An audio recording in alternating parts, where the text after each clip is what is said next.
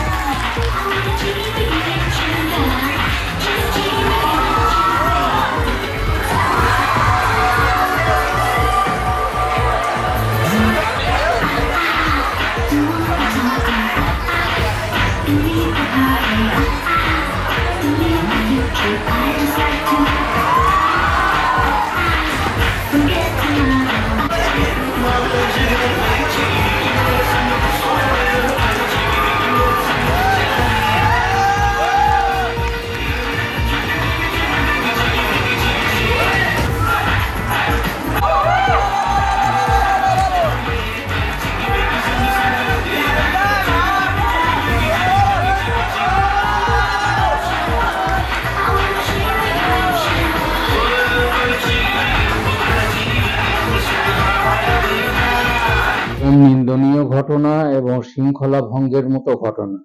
তার কারণ, স্কুল কলেজে ছেলেমেয়েরা পড়াশুনো করতে যায়, সেখানে শরীর বা অঙ্গ প্রত্যঙ্গের কোনো ক্রিয়াকলাপ দেখাতে যায় না। বিজয়নারায়ণ মহাবিদ্যালয় হচ্ছে তৎকালীন যুগে বলা হতো বর্ধমানের প্রেসিডেন্সি কলেজ, কিন্তু আজকে সেই কলেজের এই পরিণতি অত্যন্ত দুঃখিত আমরা। আর বিদ্যালয়ের, কলেজের গরিমা রক্ষা করার দায়িত্ব যারা বর্তমানে প্রশাসক আছেন তাদের, এবং এই ধরনের ঘটনা যাতে পুনরাবৃত্তি না হয় সেই জন্য আমি তাদের কাছে আবেদন করছি। তাহলে সে গৌতম বিটকে আমি ব্যক্তিগতভাবে চিনি, কারণ 1920 সালে 2রা অক্টোবর গান্ধী স্মারক বক্তৃতা দিতে আমি গিয়েছিলাম। তিনি জানি না কোন দৃষ্টিভঙ্গি থেকে স্যার এই কথাগুলো বলছেন, আর সভাপতি সম্পর্কে মন্তব্য নিষ্প্রয়োজন। তবে এটা যদি এরকম ঘটনা ঘটে, প্রাক্তন ছাত্রছাত্রীরা নিশ্চয়ই প্রতিবাদ করবে। আপনি কি এবারে কলেজে গেছিলেন? না, আমাদের কোনো আমন্ত্রণ ছিল না, সেই জন্য যাইনি।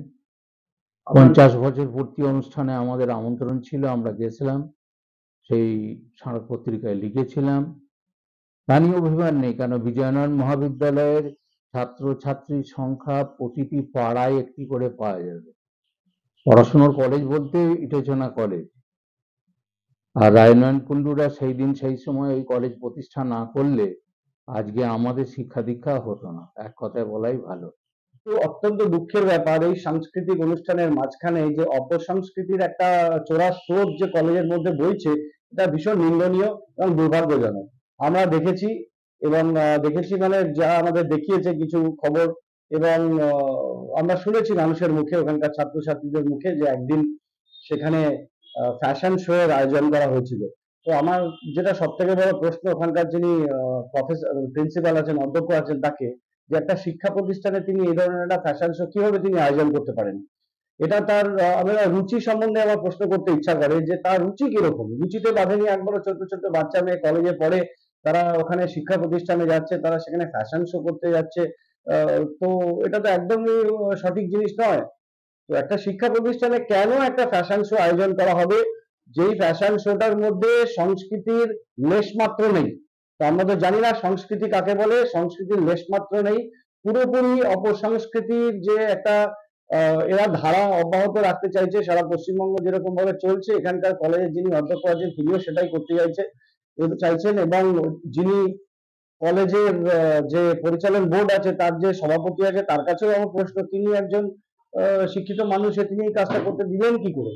এবং কলেজে যারা অন্যান্য শিক্ষক শিক্ষিকারা আছেন, কলেজ শিক্ষক শিক্ষিকারা, তারাই বা এখানে প্রতিবাদ করলেন না। কথা হচ্ছে ইটেচনা বিজনার মহাবিদ্যালয় হচ্ছে বর্ধমান বিশ্ববিদ্যালয় প্রেসিডেন্সি কলেজ বলা হতো। এক সময় কলকাতার আন্ডারেও ছিল, কলকাতা বিশ্ববিদ্যালয়ের আন্ডারে, সেটা আবার বর্ধমান বিশ্ববিদ্যালয় লড়াই করে সেই কলেজটা নিয়েছে।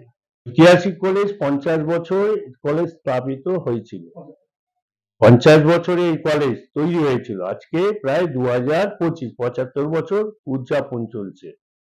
যে কলেজের জায়গায় শিক্ষা প্রতিষ্ঠানের শিক্ষাটাই ভালো, বাঞ্ছনীয়, ফ্যাশনটা মানায় না। ফ্যাশন কোথায়? কলকাতার মতো জায়গায়, সেখানে তাদের একটা আলাদা একটা সংস্থা আছে, সেখানে ফ্যাশন শো চলে। কিন্তু শিক্ষা প্রতিষ্ঠানে ফ্যাশন শো এটা অবাঞ্ছনীয়, এটা মানা যায় না।